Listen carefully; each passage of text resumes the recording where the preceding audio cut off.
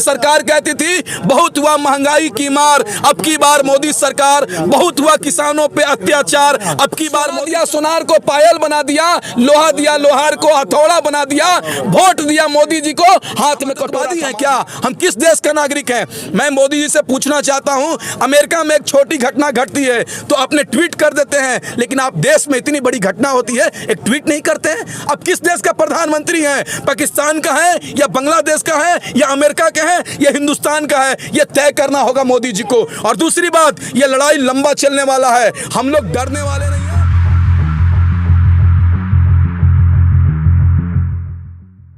ये अभी तो शुरुआत हुई है, क्योंकि ये किसानों का जो आंदोलन है, ये जो लड़ाई है सच्चाई की लड़ाई है। किसानों की लड़ाई, ये देश के अन्नदाता है वो अनाज बचाने की लड़ाई है, किसानों की खेत बचाने की लड़ाई है, और गरीबों के प्लेट से जो खाना छीना जा रहा है उसकी ये लड़ाई है। अभी देखते रहिए ना, देश में ऐसा हो जाएगा कि भाजपा का एक समर्थक भी नहीं मिलने वाला। पूरे गाँव-गाँव में, शहर शहर में भाजपा का एक समर्थक नहीं मिलेगा, क्योंकि सत्य ये भाजपा गंदी राजनीति कर रही है, आपस में लड़ा रही है और किसानों को आतंकवादी कह रही है। आपने देखा होगा हरियाणा में जब वहां का सीएम हेलीकॉप्टर से जब उतरते हैं तो हरियाणा की जनता उनको उतरने नहीं देती है और बैरंग लौटाने का काम किया है। हरियाणा में देखते रहिए और पूरे देश में देखते रहिए, अगर किसानों की मांग पूरी नहीं होती है तो इसी तरीके से किसान आंदोलन पूरे देश में फैल जाएगा और ये गूंगी बहरी सरकार को उखाड़ फेंकने का काम करेगा। आप कह रहे हैं कि संगठन में लोग नहीं है, तो वर्ल्ड का सबसे लार्जेस्ट जो पार्टी में लोग, संगठन में लोग हैं,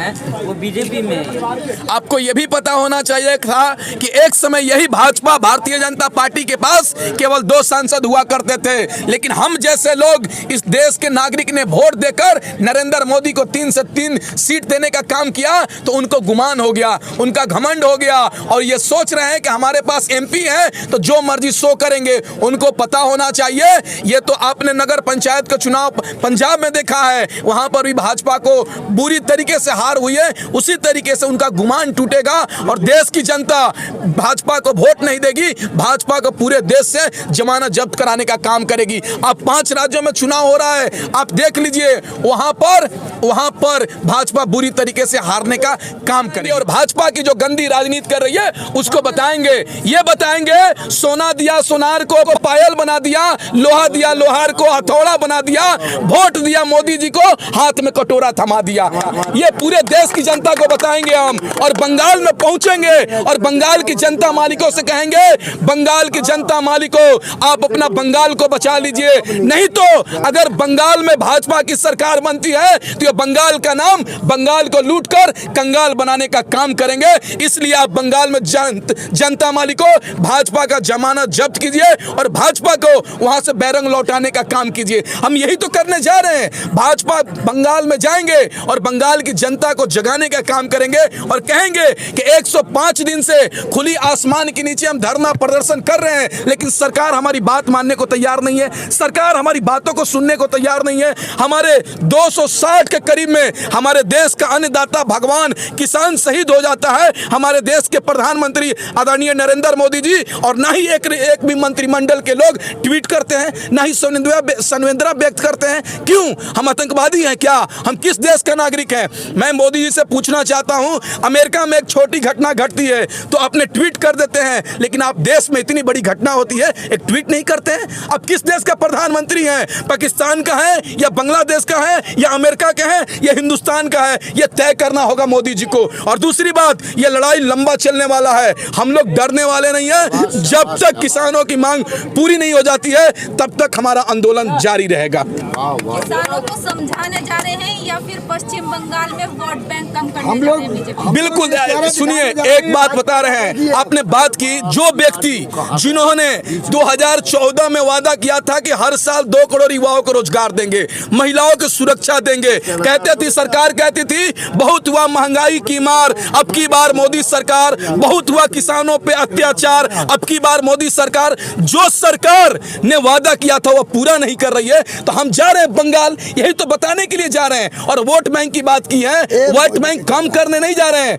वोट बैंक को खत्म करने जा रहे हैं भाजपा को। और बंगाल की जनता को जगाएंगे कि आप वोट नहीं दीजिए, भाजपा को एक भी वोट नहीं पड़ना चाहिए। बंगाल विधानसभा में भाजपा एक भी सीट ना जब्त कर, एक भी सीट ना जीते और पूरे सीटों पर भाजपा का जमानत जब्त होने का काम करे। चुनाव तो 5 राज्य में है, बंगाल पे इतना फोकस क्यों? फोकस इसलिए है कि एक महिला जो 400 रुपए का साड़ी पहनती है, 100 रुपए का चप्पल पहनती है, उसको हराने के लिए भाजपा का सारा मंत्रिमंडल बंगाल पहुंचने का काम किया है। गृह मंत्री अपना मंत्रालय छोड़कर बंगाल पहुंचे हुए हैं। एजुकेशन मिनिस्टर से शिक्षा मंत्री अपना कार्यकाल छोड़कर बंगाल पहुंचने का काम किए हैं। स्मृति ईरानी और भाजपा के तमाम नेता और हमारे देश के प्रधानमंत्री मोदी जी अपना कार्यकाल छोड़कर, कार्यक्रम छोड़कर बंगाल पहुंचे हुए हैं। यही तो बताने जा रहे हैं कि हमारे देश में जो ये सत्ता में बैठे लोग हैं, देश के विकास करना नहीं चाहते हैं, बल्कि भारतीय जनता पार्टी का विकास करना चाहते हैं।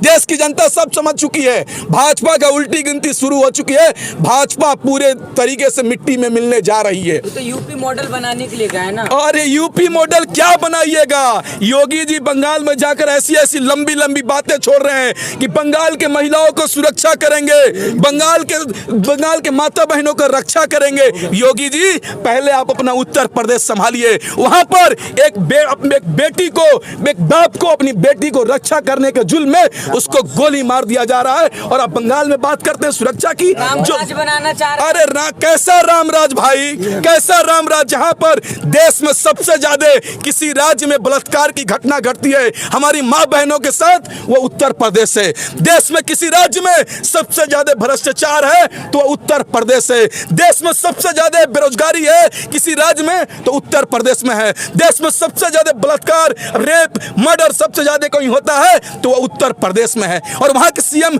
बंगाल जाकर लंबी लंबी ज्ञान दे रहे। शर्म आना चाहिए योगी जी, आपको शर्म नहीं है तो चुल्लू भर पानी में डूबकर मर जाना चाहिए आपको। और आप भी सुन लीजिए, देश की जनता जग चुकी है और ये भाजपा के उल्टी गुनती शुरू हो गई है। योगी जी कुछ नहीं कर सकते। और एक और दुर्भाग्य इस बात की है, मिथुन चक्रवर्ती ने भाजपा पार्टी, भारतीय जनता पार्टी को ज्वाइन कर बोल रहे हैं मैं कोबरा सांप हूं। शर्म आना चाहिए। जो कोबरा सांप बोलते हैं, कोबरा सांप को बंगाल की जनता अपने बीच में नहीं रखेगी, उसको भी बंगाल की जनता उसको मारकर जंगल में भगाने का काम करेगी। प्रधानमंत्री जी तो कहते हैं अपने आप को शेर कहते हैं, तो कोबरा कहते हैं तो क्या दिक्कत? एक बात बताइए ना, शेर ने तो हमारे देश को खाकर जीडीपी को माइनस में करने का काम किया। शेर ने देश की संपत्ति को बेचकर देश के माइनस जीडीपी को माइनस में लाने का काम किया। शेर ने देश को बेचकर युवाओं को बेरोजगार करने का काम किया। शेर ने देश को बेचकर महिलाओं को सुरक्षा बढ़ाने का काम किया। शेर ने बेचकर देश के व्यापारियों को रोड पर लाने का काम किया। देश में शेर ने देश को बेचकर किसानों को रोड पर लाने का काम किया। अब बताइए ना, ये कैसा शेर है भाई? हमको शेर नहीं चाहिए मोदी जी, अच्छे दिन हमको नहीं चाहिए। जो हमारे बुरे दिन थे वही लौटा दीजिए, उसी में हम खुश हैं।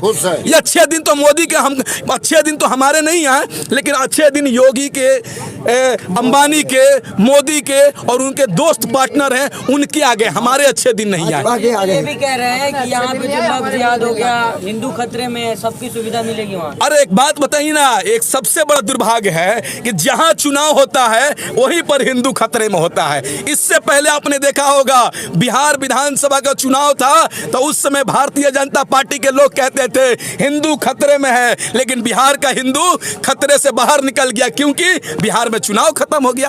अरे योगी जी की बात मत कीजिए। योगी जी तो एक दिन कहेंगे 4 साल के बाद चुनाव होगा तो कहेंगे मैं उत्तर प्रदेश को लंदन जैसा बना दूंगा। तो हम पूछेंगे कैसे बना देंगे इतना जल्दी, तो वह कहेंगे कि हम उत्तर प्रदेश का नाम बदलकर लंदन रख देंगे, लंदन जैसा बन जाएगा। अरे भाई ये लोग कुछ करने वाले नहीं है, केवल नामांकन करना जानते हैं। एक बार एक और बात, आप उत्तर प्रदेश में फिल्म सिटी बन रहा है, आप जान रहे हैं? उस फिल्म सिटी का नाम रहेगा आदित्यनाथ योगी फिल्म सिटी। आप देख लीजिएगा, भारतीय जनता पार्टी के लोग जो बनाना चाहते हैं और जो पुराने संपत्ति है वो अपने नाम करना चाहते हैं। आपने देखा होगा गुजरात में सरदार वल्लभ भाई पटेल के नाम पर भारतीय जनता पार्टी ने राजनीति कर करके दिल्ली में प्रधानमंत्री बनने का काम किया। वही आदमी, वही नरेंद्र मोदी जी सरदार वल्लभ भाई पटेल को अपमान करके उनके नाम से स्टेडियम को नहीं रखकर नरेंद्र मोदी स्टेडियम रख दिया। अरे भाई ये देश कहां जा रहा है? सोचना पड़ेगा। जब बिहार बिहार में 2013 में एसएससी का फॉर्म आता है, लेकिन 2021 आ गया, अभी तक क्लियर नहीं होता है। ये क्या चल रहा है देश में भाई? देश का युवा रोड पे आया हुआ है, महिला सड़क पर है, देश का किसान सड़क पर है, देश का व्यापारी सड़क पर है। ये देखिए, देश में जब तक नरेंद्र मोदी रहेगा हमारा देश सही से नहीं चल सकता है। ये सरकार को उखाड़ फेंकने की जरूरत है, तभी जाकर हमारा देश खुशहाल बनेगा। आखिरी सवाल